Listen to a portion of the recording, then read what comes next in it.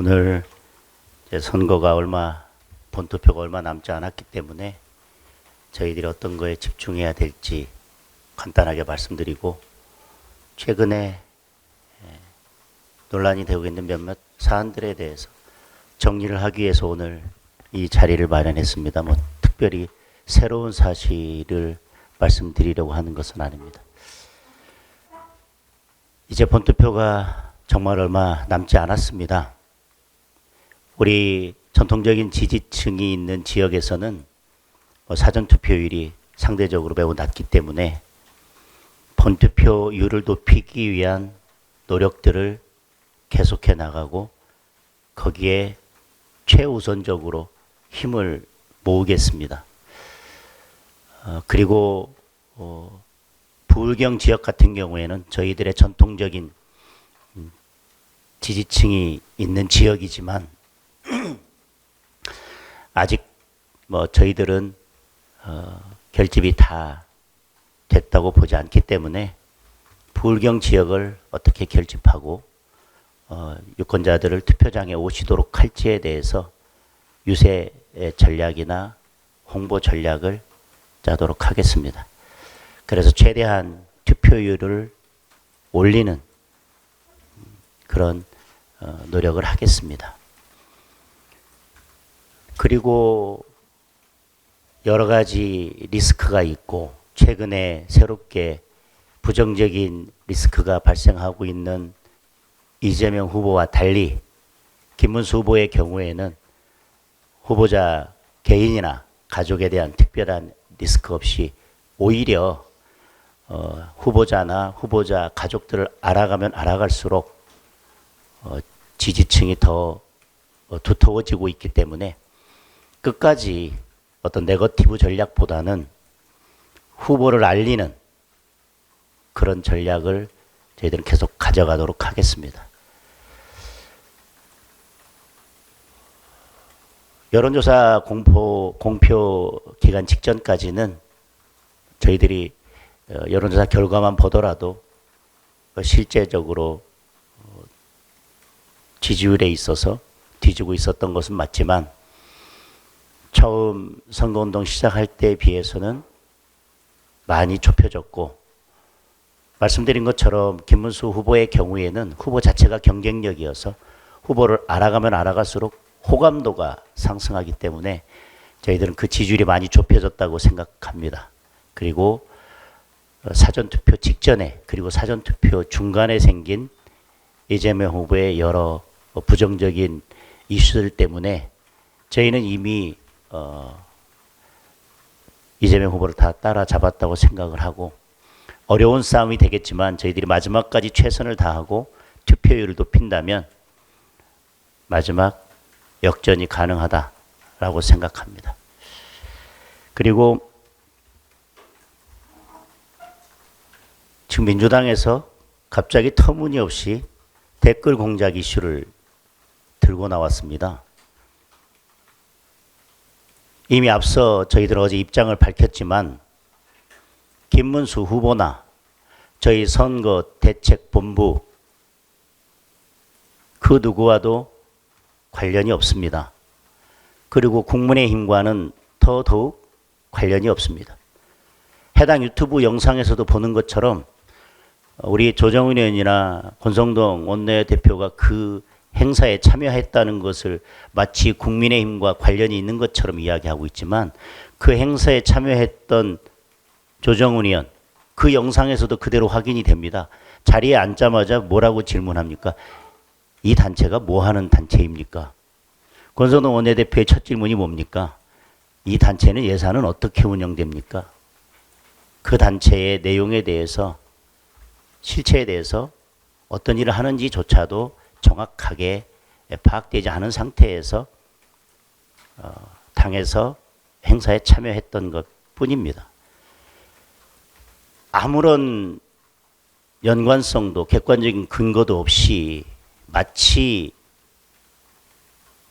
국민의힘이나 김문수 후보의 선거 캠프에서 댓글 조작을 하고 있는 것처럼 이렇게 민주당이 주장하고 있는 것은 최근에 이재명 후보 아들 이슈나 유시민 작가의 부정적 이슈를 덮기 위한 민주당의 네거티브 공세라고 생각합니다. 더 좋지 않은 것은 이 댓글 공작에서 음습한 늘 해왔던 민주당의 공작 냄새가 난다는 것입니다. 지난 대선에서 어땠습니까? 선거 3일을 앞두고 김만배 신학님의 대장동 커피 대선 공작이 있었고 수사받고 문제가 되지 않았습니까? 그때 특정 유튜브에서 이 문제를 거론하고 이재명 후보가 바로 받아서 그것을 좌표를 찍고 특정 언론이나 특정 유튜브 매체에서 이걸 확산시키기 시작했습니다. 그때는 본인과 관련돼 있었던 이미 지금 기소돼서 재판받고 있는 대장동 사건의 몸통이 마치 윤석열 후보인 것처럼 몰아가기 위한 대선 공작이었습니다. 이번에도 똑같습니다. 4일을 남겨두고 그와 똑같은 유튜브 매체에서 이것을 터뜨리고 이재명 후보가 바로 받아서 좌표를 찍고 유세장마다 돌아다니면서 이 이야기를 하고 또 특정 유튜브나 매체에서 이것을 확산시키는 대장동 커피 시즌2 음습한 민주당의 대선 공작의 냄새가 풀풀 풍겨나고 있습니다. 다시 한번 명확하게 말씀드립니다. 김문수 후보나 저희 캠프와는 아무런 관련이 없습니다. 국민의힘과도 아무런 관련이 없습니다. 교육부도 입장을 밝혔지만 아무런 관련이 없고 늘봄 학교와도 아무런 관련이 없습니다. 더 이상 음습한 공작으로 대선 결과를 바꾸려고 하지 마십시오.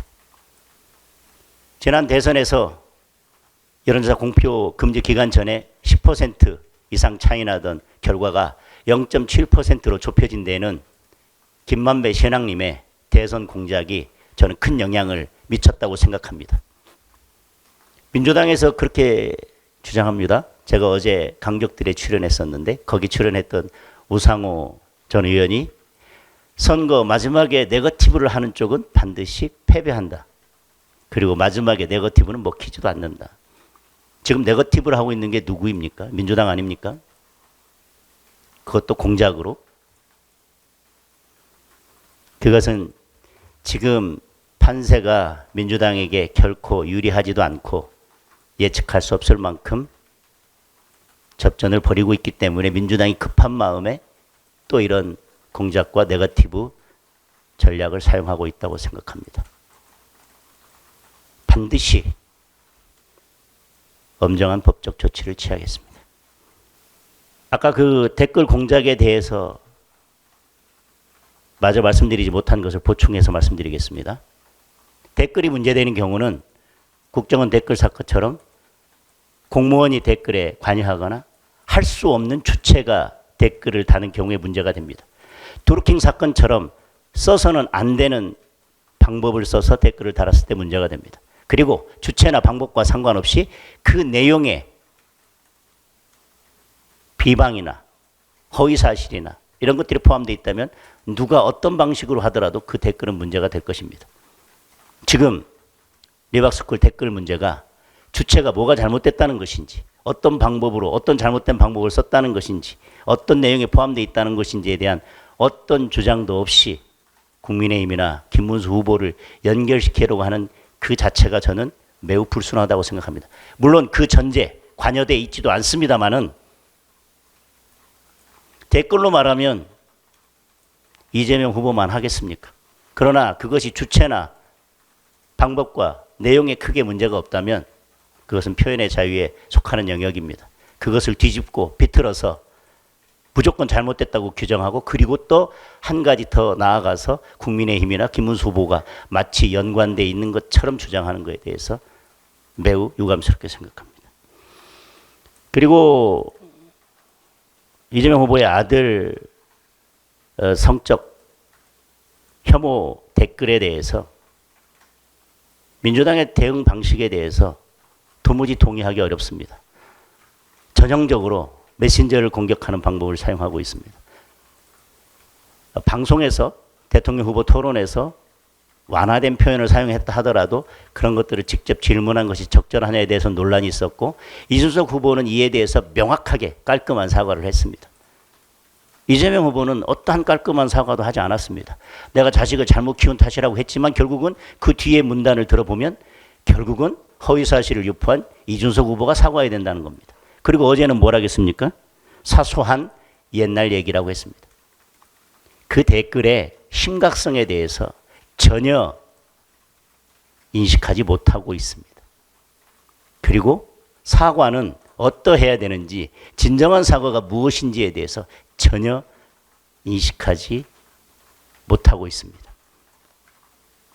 그러면서 모든 것을 메신저인 이준석 후보에게 덮어 씌우려 하고 있고,